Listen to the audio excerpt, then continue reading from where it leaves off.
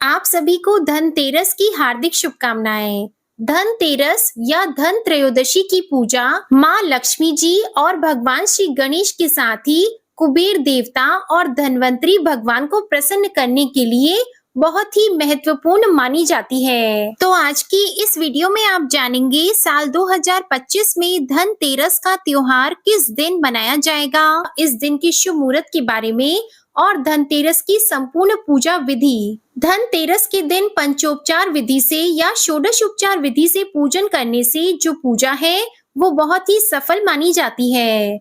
इसी के साथ आप सबसे पहले धनतेरस के दिन जो भी वस्तुएं खरीद कर लाते हैं उन सभी को मंदिर की चौकी पर जरूर सजाएं।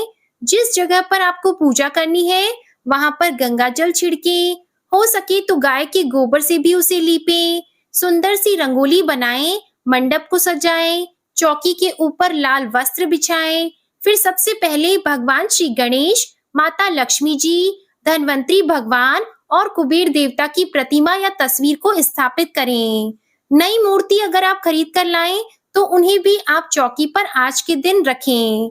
सबसे पहले चौकी पर गंगा जल छिड़कें और सभी वस्तुओं पर, पूजन सामग्री पर गंगा जल छिड़के और इन्हें शुद्ध करें।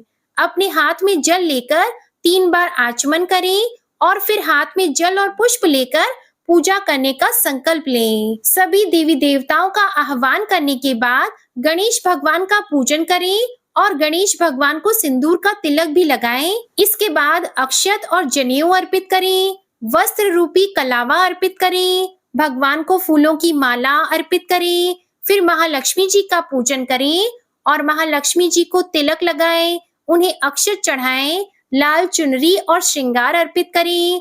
माँ को कौड़ियाँ अर्पित करना बहुत ही शुभ होता है, उन्हें कौड़ियाँ बहुत प्रिय होती हैं। इसलिए धनतेरस के दिन यदि आप पहले से कौड़ियाँ हैं तो उन्हें गंगा जल से धोकर आप पीली या सफेद कौड़ियाँ माता लक्ष्मी को अर्पित कर सकते हैं। इन कौड़ियों को पूजा की समाप्ति के बाद आप अपने घर में किसी तिजोरी में रख सकते हैं, जहाँ पर भी आप धन रखते हैं वहां पर एक लाल कपड़े में बांधकर इन कौड़ियों को भी रखें। महालक्ष्मी जी की पूजा करने के साथ ही धनवंतरी भगवान और कुबेर देवता का पूजन आपको करना है। भगवान धनवंतरी को आयुर्वेद के संस्थापक के रूप में माना जाता है और लोग भगवान से अपने परिवार के लिए बीमारियों के इलाज और अच्छे स्वास्थ्य के लिए भी प्रार्थना करते हैं। भगवान धनवंतरी की पूजा करने से पहले यदि आपके पास तस्वीर या मूर्ति है तो आप उन्हें स्नान कराएं। इसके बाद गंगा जल छिड़कें, फिर उन्हें चंदन का तिलक लगाएं, सफेद या पीले पुष्प अर्पित करें। पीले सफेद ना हो तो जो भी पुष्प आपके पास हो वो आप अर्पित कर सकते हैं। धनवंतरी भगवान को 7 प्रकार के अनाज भी चढ़ाए जाते हैं और क्योंकि इन्हें औषधि का संस्थापक माना जाता है, इसलिए आपके घर में जो भी घरेलू औषधियां हो उन्हें आज के दिन धनवंतरी भगवान को जरूर से अर्पित करें। घरेलू औषधियों में जैसे लौंग का जोड़ा, आंवला, नींबू, नीम की पत्तियां, पपीता या पपीते की पत्तियां, एलोवेरा और इसके अलावा अमरूद की पत्तियां भी आप भगवान धनवंतरी को अर्पित करें। धनवंतरी भगवान को पूजन करते समय ओम नमो भगवते महासुदर्शना वासुदेवाय धनवंतरा इस प्रकार मंत्र का जाप करें और फिर ओम धनवंतराय नमः केवल इस आसान मंत्र से भी आप जाप कर सकते हैं। मंदिर में एक मुट्ठी अनाज, चाहे गेहूं हो या अक्षत हो, आप एक मुट्ठी अनाज रखकर उसके ऊपर दीप को प्रज्वलित करें। दीप जलाने के साथ ही सभी देवी देवताओं से अपने द्वारा की गई पूजा को स्वीकार करने का आग्रह करें। हिंदू धर्म में कुबेर देवता को अर्ध्य, दिव्य यक्ष, राक्षसों, किन्नरों, गुह्यकों और गंधर्व के देवता माना जाता है। उनके भक्त कई अर्ध्य दिव्य प्राणियों के अधिपति के साथ साथ दुनिया के सभी खजाने के मालिक के रूप में उनकी पूजा करते हैं। जो भी भक्त धनतेरस और दिवाली के दिन कुबेर भगवान की पूजा करते हैं उन्हें सब कुछ मिलता है, उनकी सभी मनोकामनाएं पूर्ण होती हैं, उनके घर में कभी धन के भंडार खाली नहीं रहते। अगर आपके पास कुबेर देवता की मूर्ति या तस्वीर नहीं है तो आप कुबेर यंत्र भी आज के दिन घर पर खरीदकर जरूर लाएं और उनकी पूजा करें। कुबेर देवता की प्रतिमा या यंत्र को आप हमेशा उत्तर दिशा में ही रखें उनका पूजन करें। पूजन करते समय ओम यक्षाय कुबेराय वैश्रवणाय धन धान्य अधिपते धन धान्य समृद्धम में देहि दापय स्वाहा, या फिर ओम ह्रीम श्रीम क्रीम श्रीम कुबेराय अष्टलक्ष्मी मम गृहे धनम पुरय पुरय नमः, या ओम श्रीम ह्रीम क्लीम श्रीम क्लीम वित्तीश्वराय नमः। इन मंत्रों का जाप आप कुबेर देवता के लिए कर सकते हैं। इसके बाद अपने सभी देवी देवताओं का, अपने कुल देवी देवताओं का ध्यान करें, सभी का पूजन करें। अगर आप आज के दिन कौड़ियां खरीद कर लाए हैं, कमल गट्टे, धनिया या फिर झाड़ू खरीद कर लाए हैं, नए बर्तन या गहने, जो कुछ भी शुभ वस्तुएं आपने आज के दिन खरीदी हैं, उनका पूजन भी आपको करना चाहिए। इन सभी वस्तुओं पर आपको गंगा जल छिड़ककर, उसके बाद रोली अक्षत अर्पित करके, हाथ जोड़कर इन सभी शुभ वस्तुओं को प्रणाम करना चाहिए और झाड़ू का भी आप विधिवत पूजन करें। शास्त्रों में पंचोपचार पद्धति की 5 मुद्राएं बताई गई हैं। इन मुद्राओं के माध्यम से देवी देवता उस पूजन सामग्री को ग्रहण करते हैं। इन सामग्रियों को अर्पित करने के लिए इनके नाम के अनुसार ही पुष्प मुद्रा, दीप मुद्रा, धूप मुद्रा, गंध मुद्रा और नैवेद्य मुद्रा कहा जाता है। गंध मुद्रा में मुद्राएं बनाने के लिए दोनों हाथों की अंगुलियों और अंगूठे का प्रयोग किया जाता है। अंगूठे और कनिष्ठा अंगुली को एक साथ मिला देने से गंध मुद्रा बनती है। इसके अनुसार सबसे पहले अपने आराध्य देवी देवताओं को आप अनामिका से चंदन लगाएं। जिन्हें सिंदूर अर्पित किया जाता हो उन्हें सिंदूर लगाएं। फिर दाएं हाथ के अंगूठे और अनामिका के बीच में चुटकी भर पहले हल्दी, फिर कुमकुम देवता के चरणों में अर्पित करें। पुष्प मुद्रा में अंगूठे की जड़ में तर्जनी को लगाने पर पुष्प मुद्रा बनती है। उसके अनुसार देवता को उनके प्रिय पुष्प अर्पित करें। जैसे भगवान शिव को बेलपत्र पसंद है, भगवान गणेश जी को दूर्वा और लाल पुष्प अर्पित किए जाते हैं, माँ लक्ष्मी जी को लाल गुलाब, लाल कमल या फिर लाल पुष्प अर्पित किए जाते हैं और इस प्रकार आपको उन्हीं पुष्पों को अर्पित करना होता है। आपको ये ध्यान रखना है कि पुष्प देवताओं के सिर पर न चढ़ाकर उनके चरणों में अर्पित करें। इसमें डंठल देवता की ओर और पंखुड़ियां या जो पुष्प दल है वह अपनी ओर करके इस प्रकार पुष्प यानी फूल अर्पित करने चाहिए। धूप मुद्रा तर्जनी की जड़ में अंगूठा लगाने से धूप मुद्रा बनती है। भगवान को धूप दिखाते समय हाथ नहीं फैलाते बल्कि भगवान के प्रिय खुशबू वाले धूप या अगरबत्तियों से उनकी आरती उतारी जाती है। धूप दिखाते समय ओम की आकृति में धूप दिखानी चाहिए, यानी कि जब भी आप धूप बत्ती घुमाते हैं तो ओम की आकृति में आप उसे घुमाएं। अगला है दीप मुद्रा। मध्यमा के मूल भाग में अंगूठा मिलाने से दीप मुद्रा बनती है। दीप आरती करते समय यानी भगवान की आरती उतारते समय इस बात का आप ध्यान रखें कि आरती धीमी गति से 3 बार जानी चाहिए और दीप जलाते समय आपको कुछ बातों का भी विशेष ध्यान रखना होता है, जैसे कि कभी एक दीपक से दूसरा दीपक न जलाएं। मोमबत्ती का इस्तेमाल दूसरे दीपक को जलाने के लिए कर सकते हैं या फिर माचिस की दूसरी तीली से आप दीपक को जला सकते हैं। अगर आप घी या तेल का दीपक जला रहे हैं तो कभी भी तेल के दीपक से घी का दीपक न जलाएं। हर दिन आपको जो भी दीपक जलाते हैं उसमें नई बत्तियों को ही जलाना चाहिए। कई बार लोग पुरानी बत्ती जैसे सुबह की बत्ती है तो उसे शाम को जला देते हैं, ऐसा बिल्कुल भी ना करें। अगली मुद्रा है नैवेद्य मुद्रा, यानी हम जो भगवान को अपने देवी देवताओं को नैवेद्य अर्पित करते हैं उसको नैवेद्य मुद्रा कहते हैं। अनामिका उंगली की जड़ में अंगूठा मिलाने से नैवेद्य मुद्रा बन जाती है। नैवेद्य के लिए तैयार की गई थाली में नमक नहीं परोसा जाता है तो हो सके तो फलों का भोग या मिठाई का भोग लगाएं या फिर हलवे का या खीर का भोग भी आप लगा सकते हैं। देवता को नैवेद्य निवेदित करने से पहले जो भी भोग लगाएं उसे ढक कर रखें। नैवेद्य समर्पित करते समय सबसे पहले अपने इष्ट देवी देवताओं से प्रार्थना करके देवता के सामने भूमि पर जल से चौकोर मंडल बनाएं और उस पर नैवेद्य की थाली रखें। नैवेद्य समर्पित करते समय थाली के चारों ओर एक ही बार जल का मंडल बनाएं, यानी कि जल आपको चारों ओर घुमाना है। नैवेद्य निवेदित करते समय ऐसा भाव रखें कि हमारे द्वारा अर्पित नैवेद्य हमारे सभी देवी देवताओं तक पहुंच रहा है और देवी देवता भी उसे ग्रहण कर रहे हैं। देवी देवताओं के लिए नैवेद्य अर्पित करते समय पंच प्राणों की संतुष्टि के लिए आपको 5 ग्रास अवश्य ही देने चाहिए।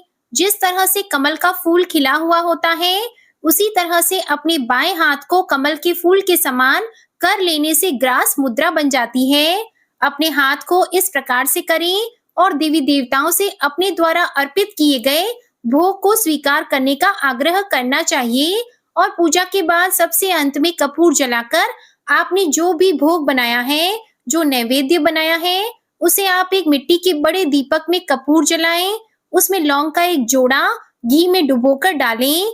कपूर को जलाने के बाद आपने जो भी भोग लगाया है, उसमें से थोड़ा थोड़ा 5 बार हिस्सा लेकर आपको जलते हुए कपूर में अर्पित करना है।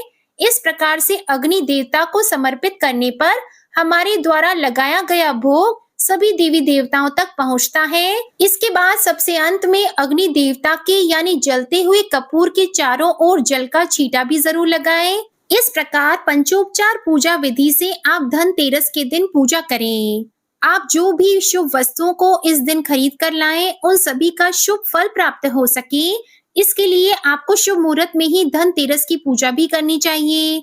आज के दिन शाम के समय आप घर पर 13 दीपक जरूर जलाएं। अपने सामर्थ्य के अनुसार यह दीपक घी के या तिल के तेल या सरसों के तेल से आप जलाकर रखें। एक दीपक आप मंदिर में, इसके अलावा अपने घर के हर कोने में दीपक आपको जलाकर रखना है। धनतेरस के दिन आपके घर में साफ सफाई हो, अंधेरा न रहे, इस बात का भी आप विशेष ध्यान रखें। धनतेरस को जब आप पूजा करते हैं तो हो सके तो अपने परिवार के सभी सदस्यों को मिलकर पूजा करें और आरती भी करें। साबुत धनिये को एक कटोरी में रखें, इसकी पूजा करें और पूजन के बाद आप अपने घर में रात के समय ही किसी गमले में इनको बो दें। ऐसा करने से पूरे वर्ष भर घर में शुभता बनी रहती है, घर में धन का आगमन बना रहता है। क्योंकि धनिये के बीज बहुत ही शुभ माने जाते हैं, इसलिए आप धनतेरस पर साबुत धनिया जरूर खरीद कर लाएं और बाकी बचे हुए धनिये को आप अपने घर में जहां पर भी रखते हो वहां पर उन्हें मिला सकते हैं। भूल से भी धनतेरस के दिन किसी का अपमान न करें। कोई भी निर्धन व्यक्ति या जरूरतमंद व्यक्ति आपके पास आए तो आप उन्हें दक्षिणा दे सकते हैं। आप उन्हें बासी भोजन, फटे पुराने कपड़े या बिल्कुल भी काम में न आने वाली चीजों को भूले से भी न दें। अगर आप ऐसा करते हैं तो उसका बहुत ही भारी दोष आपको लग सकता है। परिवार के सभी सदस्यों को अकाल मृत्यु से या रोग शोक आदि से बचाने के लिए रात के समय धनतेरस को यम दीपक भी आपको जलाना चाहिए। यम दीपक हमेशा उस समय जलाया जाता है जब परिवार के सभी सदस्य घर के अंदर आ गए हों और सभी ने भोजन कर लिया हो और उसके बाद किसी को भी घर का मुख्य द्वार लांघ कर बाहर जाने की आवश्यकता न रह गई हो। धनतेरस के दिन पूजा करते समय चौकी पर एक लोटे में जल भरकर जरूर रखें और जब पूजा समाप्त हो जाए तब इस जल का छिड़काव घर के हर कोने में और मुख्य द्वार पर जरूर करें। ऐसा करने से घर में किसी भी प्रकार की नेगेटिविटी हो तो वो भी दूर हो जाती है। और आसपास दीपदान भी आपको करना चाहिए। जहां पर भी पवित्र वृक्ष हो, पवित्र पौधे या मंदिर हो, चौराहे पर, वहां पर आपको एक दीपक जरूर जलाना चाहिए। दीपक जलाने से माँ लक्ष्मी जी प्रसन्न होती हैं और हमें शुभ आशीर्वाद प्रदान करती हैं। धनतेरस की पूजा में आपने जिस जिस पूजन सामग्री का प्रयोग किया है, उनमें जो भी विसर्जन वाली वस्तुएं हैं, उनका विसर्जन आपको दिवाली के बाद ही करना चाहिए। जब हम दीपावली की चौकी हटाते हैं, उससे पहले किसी भी पूजन सामग्री का जैसे कि फूल, अक्षत, उनका विसर्जन नहीं करना चाहिए। इसी के साथ बासी फूलों को भी मंदिर में ना रखें, उन्हें आप अलग से हटाकर कहीं और रख सकते हैं। साल 2025 में इस बार 18 अक्टूबर दिन शनिवार को धनतेरस है। इसी दिन प्रदोष व्रत भी रखा जाएगा। त्रयोदशी तिथि प्रारंभ होगी 18 अक्टूबर शनिवार को दोपहर 12:19 पर और त्रयोदशी तिथि की समाप्ति होगी 19 अक्टूबर रविवार को दोपहर 1:51 पर। 18 अक्टूबर शनिवार को ही प्रदोष काल का समय भी प्राप्त होगा, जो कि रहेगा शाम 5:09 से शाम 6:39 तक। इस समय में आप धनतेरस की पूजा कर सकते हैं। इसके अलावा वृषभ काल का समय रहेगा शाम 7:16 से रात 9:11 तक। इस समय भी आप पूजा या खरीदारी कर सकते हैं। क्योंकि इस बार त्रयोदशी तिथि 2 दिन है, तो जो लोग शनिवार के दिन खरीदारी ना कर पाए, वे 19 अक्टूबर को भी दोपहर 1:51 तक धनतेरस की खरीदारी कर सकते हैं। यानी कि इस बार धनतेरस की खरीदारी करने का शुभ मुहूर्त 18 अक्टूबर शनिवार को दोपहर 12:19 से शुरू होगा और अगले दिन 1:51 पर समाप्त होगा। 19 अक्टूबर रविवार को सुबह 6:26 से दोपहर 1:51 तक का ही समय खरीदारी के लिए रहेगा और धनतेरस की रात को यम दीपक जलाया जाता है, जो कि आप 18 अक्टूबर शनिवार को शाम 5:48 से रात 8:20 के बीच में जला सकते हैं। धनतेरस के दिन का चौगड़िया रहेगा शुभ, जिसमें प्रातः काल सुबह 7:49 से सुबह 9:15 तक। लाभ रहेगा दोपहर 1:32 से दोपहर 2:57 तक। अमृत काल रहेगा दोपहर 2:57 से शाम 4:23 तक। चर रहेगा दोपहर 12:06 से 1:32 तक। रात का चौगड़िया, जिसमें शुभ सायंकाल 8:57 से रात 10:32 तक। लाभ शाम 5:48 से शाम 7:23 तक। अमृत रात 10:32 से लेकर देर रात 12:06 तक। इन्हीं शुभ मुहूर्तों में यदि विधि विधान से धनतेरस की पूजा की जाए, तो महालक्ष्मी जी के साथ ही सभी देवी देवताओं का आगमन आपके घर पर अवश्य होगा। उम्मीद है ये जानकारी आपको पसंद आई होगी। अगर पसंद आए तो वीडियो को लाइक जरूर कीजिएगा।